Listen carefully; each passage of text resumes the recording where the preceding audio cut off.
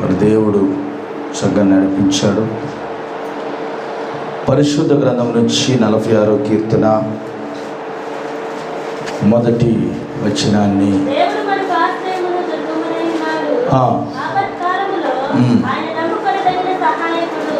ప్రార్థన చేసుకున్నాం.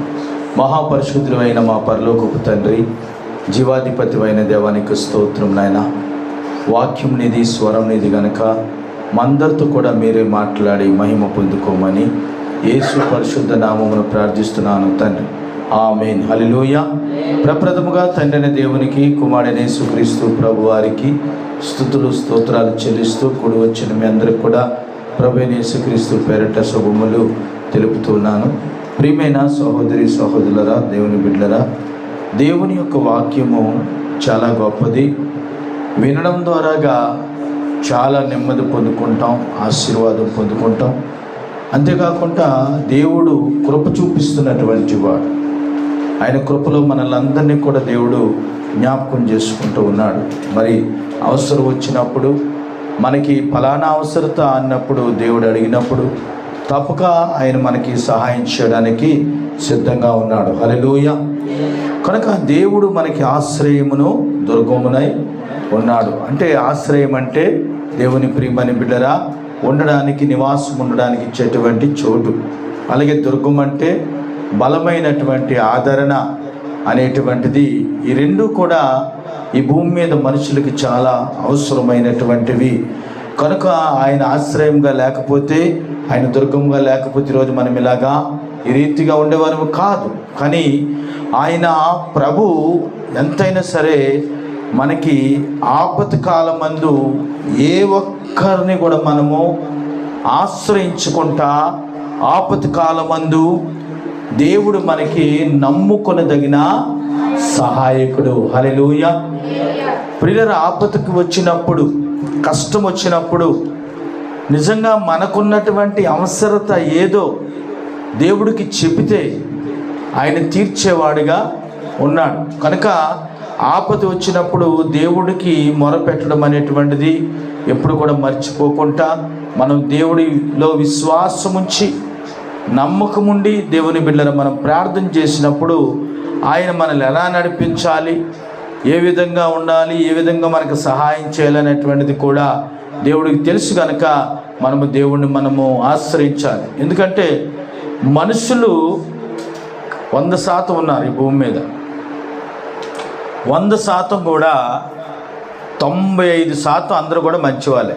ఆమె చెప్పారు, 95% అందరూ కూడా మంచివాళ్ళే. కానీ ఈ 5% ఉన్నారు చూడండి, 5%లో కూడా మరి దేవుని బిడ్డలు 3% ఉన్నటువంటి వారు ఎటువంటి వారు అంటే వారు ఏవైనా చేయగలరు, సమర్థులు. వారు ఎవరంటే వారు వివేచన లేనటువంటి వారు కాదు. ఏం జరిగితే మాకేంలే, ఎవరు ఎలాగపోతే మాకెందుకులే, ఒకరి కష్టం కానీ, ఒకరి బాధ కానీ, ఒకరి దుఃఖము కానీ, ఒకరి కన్నీరు కానీ ఏవి కూడా పట్టించుకోరు.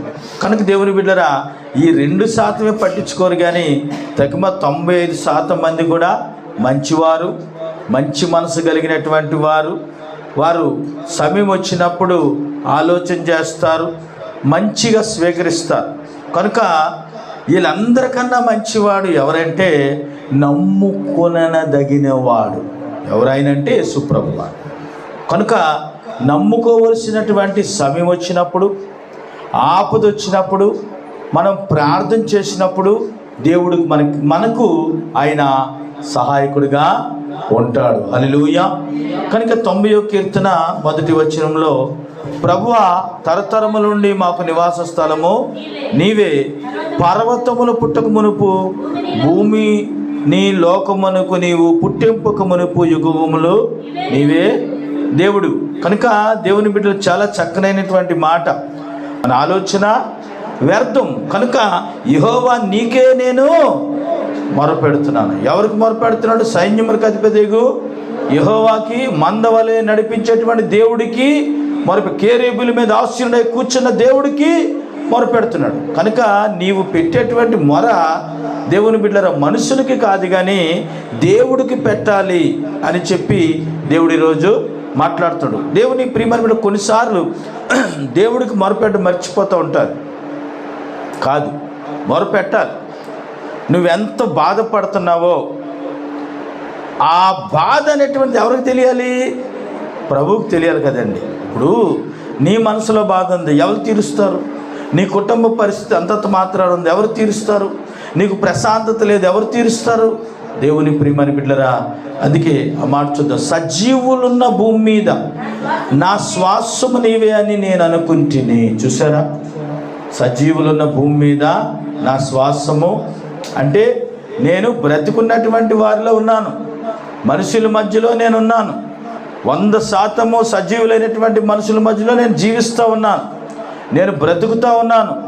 కనుక నాకు నీవు తప్ప మరొకటి శ్వాసం ఏమి కూడా లేదు. నువ్వే నాకు సహాయకుడివి. నాకు ఆపద వచ్చినప్పుడు నేను నిన్ను అడుగుతాను, నువ్వు నాకు సహాయము చెయ్యి ప్రభువా అని చెప్పి దేవుని బిడ్డలారా చక్కగా ఆయన అనుకుంటూ ఉన్నాడట. ఆయన భక్తిని అలా చాటుకుంటూ ఉన్నాడు. చూసారా, ఎప్పుడైనా మన జీవితాల్లో కూడా మన భక్తి పర్సనల్గా దేవుడితో వ్యక్తిగతంగా ప్రార్థన చేసుకున్నప్పుడే ప్రశాంతంగా ఉంటుంది. దేవునితో కలుసుకోవడం అంటే, దేవునితో పనిచేయడం అంటే ఒంటరిగా ఉన్నప్పుడు మనము దేవునితో మాట్లాడడం మొదలు పెట్టాలి. అలా మొదలు పెట్టినప్పుడు నీ ప్రార్థన సరాసరి దేవుని సన్నిధికి వెళ్తుంది. హల్లెలూయా. కనుక దేవుని ప్రియమైన బిడ్డలారా, అలాంటి విశ్వాసం అనేటువంటిది కలిగి ఉండాలి. కనుక మరి బైబిల్లో 141 కీర్తన మీరు చూసినట్లయితే 2వ వచనము, నా ప్రార్థన ధూపం వలెను, నేను చేతులెత్తిన సాయంకాలము నైవేద్యం వలెను, నీ దృష్టికి అంగీకారములు అగును. చూసారా, ఎంత విశ్వాసంతో అది నా ప్రార్థన, మనం చేసినటువంటి ప్రార్థన ధూపంలాగా వెళ్ళిపోతూ ఉంటుంది. చూడండి, ఈ ధూపం వేరు, ప్రార్థనా ధూపం ప్రతి ఇంటిలోనే ఉండాలండి. ప్రార్థనా ధూపం అనేటువంటిది నువ్వు వేస్తూ ఉన్నప్పుడు నువ్వు మనుషులకి కాదు, జీవము గల దేవుడికి నువ్వు మొరపెడుతున్నావు, పునరుద్ధారుడైన దేవుడికి నువ్వు మొరపెడుతున్నావు. కనుక ఆ ధూపము నువ్వు ఇంటిలోనే వేస్తున్నావు అనుకుంటున్నావు. కానీ అనేకమైన ధూపాలు ఉన్నాయి ప్రియులరా, అవన్నీ కూడా క్షేమం కొరకు వేస్తారు అందరూ కూడా. కానీ మన వేసే ప్రార్థనా ధూపము చాలా శక్తివంతమైనటువంటిది. హల్లెలూయా. కనుక నేను చేతులెత్తుడు సాయంకాలము నైవేద్యమట. చూసారా, అంటే చేతులెత్తి ఆరాధించడము, చేతులెత్తి ప్రార్థించడము దేవునికి నైవేద్యం పెట్టినట్టులే. కనుక దేవుని ప్రియమైన బిడ్డలారా, మీకు తెలుసో లేదో కానీ, మరి ఇప్పుడు చేస్తున్నారో లేదో తెలియదు కానీ, పాతకాలంలో మొట్టమొదటిగా ఆహారం తయారు చేసిన తర్వాత ఇంటి యజమానికి ఒక కప్పులో ఆహారం తీసి పక్కన పెట్టేటువంటి వారు. పెట్టిన తర్వాత తకిమాది ఎవరైనా బంధువులు వచ్చినా చుట్టాలు వచ్చినా ఇంట్లో వాళ్ళందరూ తినేటువంటి వారు. యజమాని ఆహారము, యజమానికి ఉన్న ప్రథమ స్థానము యజమానికి ఇవ్వాలి. అలాగే చేసేటువంటి వారు. మరి ఈ నైవేద్యం అనేటువంటిది ఏంటంటే, మనము చేసేటువంటి ప్రార్థన, చేతులెత్తడము, ఆరాధించడము కూడా దేవునికి, ఆయన దృష్టికి కూడా అంగీకారములగునుగాక అని బైబిల్లో ఉంది. అంటే ఈ భూమి మీద మనిషి ఏమైతే విశ్వాసంతో ఉన్నాడో, ఏమైతే నమ్మకత్వాన్ని బట్టి ముందుకు వెళ్తూ ఉన్నాడో, అటువంటి విశ్వాసం, నమ్మకత్వం అనేటువంటిది దేవుని ఎడల ఉన్నప్పుడు నీ ప్రార్థన ధూపం వలె వెళ్ళాలి. రెండవది, నువ్వు చేతులెత్తడము దేవునికి చాలా ప్రాముఖ్యమైనటువంటిది. చేతులు నిప్పెడుతున్నాయి కదా, నేను చేతులు ఎత్తలేను కదా అనుకోవద్దండి ప్రియులారా. గమనించండి, చేతులెత్తుట సాయంకాలము నైవేద్యమట. మరి ఆ నైవేద్యం అనేటువంటిది దేవుడికి మనం ఇవ్వాలి కదండి. ఆ నైవేద్యం అనేటువంటి దేవుని బిడ్డరా మనం ఇచ్చినప్పుడు దేవుని దృష్టికి ఎంతో అంగీకారముగా అవుతుంది. దేవునికి స్తోత్రం. హల్లెలూయా. యెషయా గ్రంథము 25వ అధ్యాయం 3వ వచనాన్ని మనం చూద్దాం.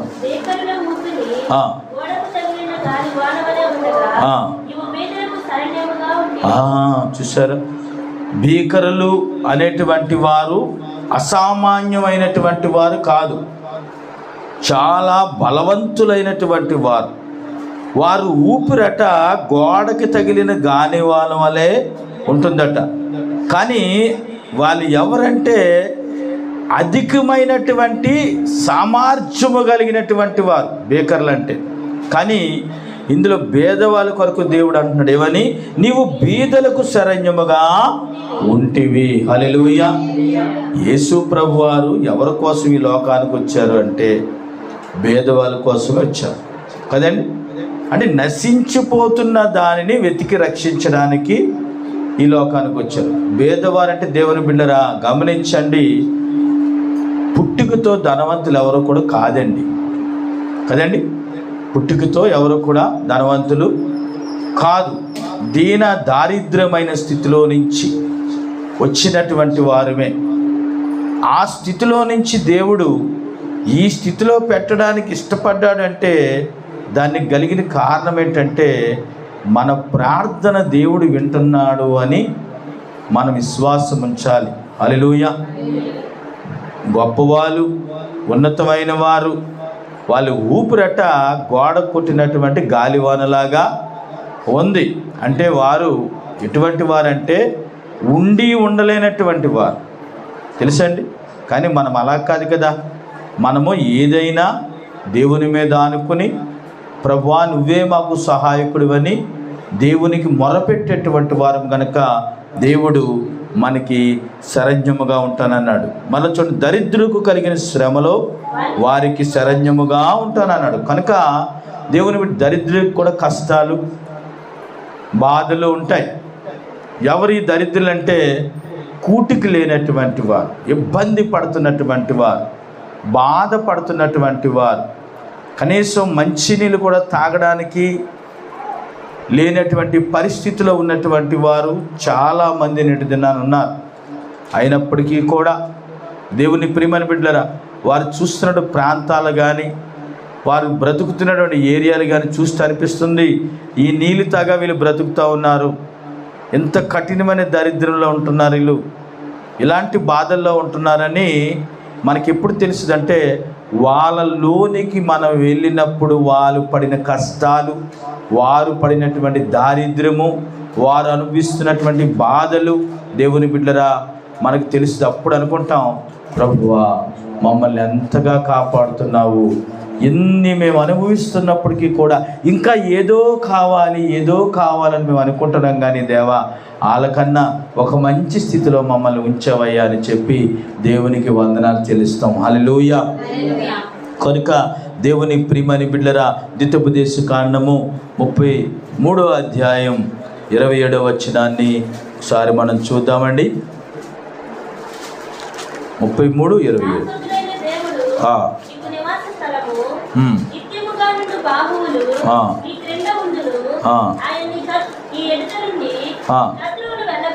శత్రువులను చూసారా? దేవుడు ఎవరంటే శాశ్వతమైన దేవుడు. ఎవరండి? శాశ్వతమైన దేవుడు నీకు నివాస స్థలముగా ఉన్నాడు. కనుక దేవుని ప్రియమైన బిడ్డరా, మన దేవుడు ఎప్పుడు ఉండేవాడండి. ఆమేన్ చెప్పండి. మన దేవుడు ఎప్పుడు కూడా ఉండేవాడు. కనుక అందుకే ఆయనకి ఒక పేరు ఉంది, ఏంటంటే శాశ్వతమైన దేవుడు. ఈ శాశ్వతమైనటువంటి దేవుడు అశాశ్వతమైనటువంటి వాడు కాదు. అలాగే నమ్ముకున్నటువంటి వారిని అన్యాయం చేసే దేవుడైతే కాదు. శాశ్వతమైన ప్రేమతో ఆయన నిన్ను ప్రేమించుచున్నాడు. హల్లెలూయా. కనుక దేవుని ప్రియమైన బిడ్డరా, శాశ్వతమైనటువంటి దేవుడు. సామెతల గ్రంథం 18వ అధ్యాయము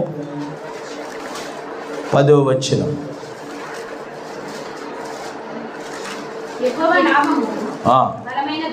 చూసారా? యెహోవా నామము బలమైనటువంటి దుర్గం.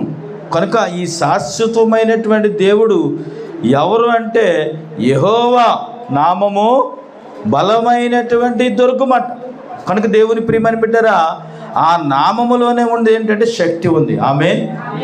యేసయ్య నామములో శక్తి ఉన్నదయ్యా, యేసయ్య నామములో బలము ఉన్నదయ్యా, యేసయ్య నామములో శక్తి ఉన్నదయ్యా, యేసయ్య నామములో బలము ఉన్నదయ్యా. హల్లెలూయా. కనుక ఈ నామము తలంచుకుంటేనే బలహీనత పారిపోద్ది. ఆమేన్. ఈ నామము, యెహోవా నామము మనము జ్ఞాపకం చేసుకున్నప్పుడు మనకు మనమే స్వస్థత పొందుకుంటాం. అంత బలమైనటువంటి నామము గనుక నీతిమంతుడు అందులోనికి పరిగెత్తుకుని సురక్షితముగా ఉండును. దేవునికి స్తోత్రం. హల్లెలూయా. నీతిమంతుడు దేవుని ప్రియమైన బిడ్డరా, అన్ని నామముల కన్నా పైనామమైనటువంటి ఈ నామము ఎరిగినటువంటి వాడు నీతిమంతుడిగా మార్చబడతాడు. అలాంటి నీతిమంతుడు దేవుని బిడ్డరా, దేవుణ్ణి ఎరిగి దేవుని యందు విశ్వాసముంచినప్పుడు ఆ నీతిమంతుడు అనేటువంటి వాడు ఆయన మార్గంలో ఎలాగంట సురక్షితముగా ఉంటాడంట. పరిగెత్తుకుని ఆ మార్గములో నడవడానికి కాదు, పరిగెట్టడానికి. ఆమేన్ చెప్పండి. పరిగెట్టడానికి దేవుడు ఏర్పాటు చేసుకుంటాడు. దేవునికి స్తోత్రం. కనుక 59వ కీర్తన 16వ వచనాన్ని చూద్దాం. ఆయన ఎవరంటే, నీవు నాకు ఎత్తైన కోటగా ఉన్నావు. చూసారా, నీవు నాకు ఆయన ఎత్తైన కోట. ఎలా చూడాలి ఆయన్ని? ఎలా చూడాలా? ఇలా చూడాలి ప్రభువా. అందుకే ఏదైనా ఒకవేళ కొన్ని మనం ఎదుర్కోలేవు అన్నప్పుడు ఇలాగే చూడాలి. యేసయ్యా నువ్వు గొప్పవాడు అని చెప్పాలి. ఆమేన్. యేసయ్యా నీకు అసాధ్యమైంది ఏమైనా ఉందా? నువ్వు గొప్పవాడివి. ఎందుకంటే ఎత్తైన కోట అంటే దేవుని బిడ్డలరా, ఈ భూమి మీద కన్స్ట్రక్షన్ అవుతున్నటువంటి ఏవి కూడా కాదు. ఎత్తైన కోట అంటే ఒకప్పుడు ఈ ప్రాంతంలో ఒక బిల్డింగ్ ఎత్తుగా ఉండేది, LSC బిల్డింగ్ విశాఖపట్నంలో. ఆ బిల్డింగ్ ఎత్తుగా ఉండేది. ఆ బిల్డింగ్ చూడడానికి ఎంతోమంది వెళ్ళేవారు. ఇప్పుడు దానికి మించిన బిల్డింగులు ఎన్నెన్నో ఉన్నాయి కదా. అలాగా ఏ బిల్డింగ్ కాదు, ఆయన వేసే బిల్డింగ్ ఎక్కడ ఉందట? పరలోకం అనే బిల్డింగ్. దేవునికి స్తోత్రం. ఎత్తైన కోట. అది అంటున్నాడు. మరొక మాట ఉంది అక్కడ చూడండి, ఆపద్దినము నువ్వు నాకు ఆశ్రయముగా ఉన్నావు. చూసారా, ఆపద్దినం వచ్చినప్పుడు దేవుడే మనకి ఆశ్రయం. ఆపద్దినం అంటే దేవుని బిడ్డలు గమనించండి. కొంతమంది చిన్న చిన్న వాటికి కూడా భయపడిపోతూ ఉంటారు. ఏమండి, ఎవరైనా సహజంగా కూడా. కానీ ఆపద్దినం అంటే ఎవ్వరూ నిన్ను పట్టించుకోలేనటువంటి దినం, నిన్ను ఒంటరిగా విడిచిపెట్టినటువంటి దినం, మానసిక క్షోభను అనుభవిస్తున్నటువంటి దినం. ఆ ఆపద దినం వచ్చినప్పుడట ఆయన ఆశ్రయముగా ఉంటాడు. ఆయనే నీకు తోడుంటాడు. నీ దగ్గర ఎవరున్నా లేకపోయినా ప్రభువే నీకు తోడుగా ఉంటాడు. నాకు ఆపద వచ్చింది కదా, నన్ను ఎవరు పట్టించుకోవట్లేదు కదా, నన్ను ఎవరు పలకరించట్లేదు కదా, నేను ఎలాగున్నానో నాకు ఎవరు ఫోన్ చేయట్లేదు నువ్వు అనుకోవద్దు. ఎందుకంటే మనుషులు సహాయము వ్యర్థము అని దేవుని వాక్యం ఉంది కదండి. దేవుని సహాయము చాలా గొప్పది. ఆమేన్. దేవునికి స్తోత్రం. కనుక నీ చుట్టూ ఉంటారు కానీ నీకున్న కష్టం అనేటువంటి తెలియచేరు. నీతో మాట్లాడతారు కానీ నీకున్న కష్టాన్ని పట్టించుకోకపోవచ్చు. అంతకన్నా మరొక ఆపదనం ఏమైనా ఉంటుందా? చూడండి, చాలామంది రిలేషన్లో ఉంటారు. ఎంత కష్టాల్లో ఉన్నా, ఎన్ని బాధలు ఉన్నా పట్టించుకోనట్టుగా విడిచిపెడతా ఉంటారు. మరి వాళ్ళ బాధలు ఎవరితో చెప్పుకుంటారు? వారి కష్టాలు ఎవరితో చెప్పుకుంటారండి? ప్రియులరా, కొంతమంది వ్యక్తపరచలేరు, చెప్పలేరు. అంటే వాళ్ళకున్న బాధ ఎలాగ చెప్పాలో తెలియలేనటువంటి పరిస్థితులు కూడా ఉంటారు కొంతమంది. కానీ దేవుడు అంటున్నాడు, నేను నీకు తోడై ఉంటాను అంటున్నాడు. ఆపద్దినమందు నేను నీకు ఇల్లుగా ఉంటాను అంటున్నాడు. నేను నీకు ఆశ్రయంగా ఉంటాను అంటున్నాడు. కృపగల దేవుడిని అంటున్నాడు. కనుక దేవుని ప్రియమైన బిడ్డరా, ఆపద అనేటువంటిది ఎంత భయంకరమైనటువంటి మాట అంటే, ఆ దినమందట దేవుని బిడ్డ నీ చుట్టూ ఎవరు లేకపోయినా ఆయన నీకు ఆశ్రయముగా ఉంటాడండి. ప్రభువు నమ్మదగిన వాడు కదా. అందుకే మొట్టమొదటి మనం చదువుకున్నాం 146:1 ఆ చక్కని మాట చదవమ్మా. దేవుడు మనకి ఆశ్రయమును, ఆపద కాలమందు ఆయన నమ్ముకొనదగిన సహాయకుడు. కనుక ఆపద వచ్చినప్పుడు మనకు ఆయన దుర్గంగా ఉంటాడు, ఆశ్రయంగా ఉంటాడు. కనుక దేవుని ప్రియమైన బిడ్డరా, ఆయన్ని మాత్రమే మనం నమ్ముకుంటే మనకు సహాయము చేస్తాడు. పక్కలకి చెప్పండి ఆ మాట. ఆయన నమ్ముకుంటే యేసయ్య నీకు సహాయం చేస్తాడండి. నమ్మి పలకాలండి ఆ మాట. దేవుని ప్రియమైన బిడ్డరా, అన్నాడు కదా, ఎక్కడ 2-3 నా నామమును ఏకీభవిస్తారో వారి మధ్యలో నేను ఉంటాను, వారికి ఏది అడిగితే నేను అది చేస్తాను. ఆమేన్ చెప్పండి. దేవుడి మాటలు దీవించిన వాడు తల వచ్చి ప్రార్థన చేసుకో. మహాపరిశుద్ధుడా, గొప్ప దేవుడా, నీకు స్తోత్రములు. ఆయన ఆపత్తి కాలమందు నమ్ముకొనదగిన దేవుడు, నీవే మాకు సహాయకుడు తండ్రి. కనుక నా దేవా, ఎంతమంది బిడ్డల వాక్యం విన్నారో వారందరినీ కూడా మీరు దీవించండి, ఆశీర్వదించండి. అద్భుతాలు, ఆశ్చర్య కార్యములు విన్నటువంటి వారి జీవితాల్లో మీరు జరిపించి సకల సమృద్ధి కూడా వారికి అనుగ్రహించి ఉన్నటువంటి ఆపద నుంచి విడిపించండి, కష్టం నుంచి విడిపించండి, బాధ నుంచి విడిపించండి, దుఃఖము నుంచి విడిపించండి. చెప్పి చెప్పుకోలేనటువంటి బాధ ఏవైనా ఉంటే వాటి నుంచి కూడా మీరు విడిపించి, దేవా మీరు గొప్ప దేవుడు కనుక వారి పక్షమున నువ్వు నిలవబడి, నా దేవుడే నాకు ఆశ్రయము, నా దేవుడే నాకు నా ఎత్తైన కోటగా ఉన్నాడని అనేక మంది ఎదుట సాక్ష్యం చెప్పేటువంటి బిడ్డలుగా నిలబెట్టుకోమని, వాక్యం విన్న బిడ్డలందరినీ దీవించమని యేసు పరిశుద్ధ నామమున ప్రార్థించి వేడుకుంటున్నాను తండ్రి. ఆమేన్.